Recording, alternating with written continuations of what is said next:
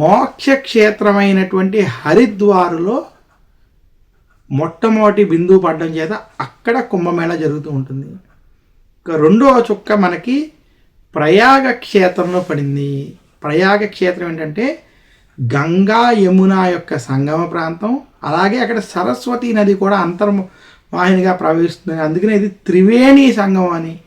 ఇక్కడే అమృత బాణంలోంచి ఒక బిందువు పడడం చేత మనకి ఈ త్రివేణి సంగమం ప్రయాగ క్షేత్రంలో కూడా కుంభమేళా జరుగుతుంది.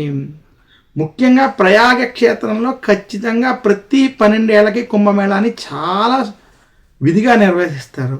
అందులో ఈ 2025లో మనకి కుంభమేళా ప్రయాగ క్షేత్రంలో జరగడం విశేషం.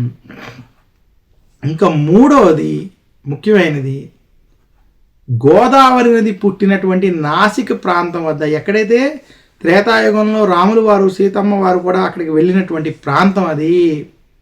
అటువంటి నాసిక్ క్షేత్రంలో గోదావరి నదిలో మూడవ అమృతం బిందువు పడినట్టుగా, అందువల్ల అక్కడ కూడా కుంభమేళాన్ని జరుపుతున్నట్టుగా తెలియజేయడం జరిగింది.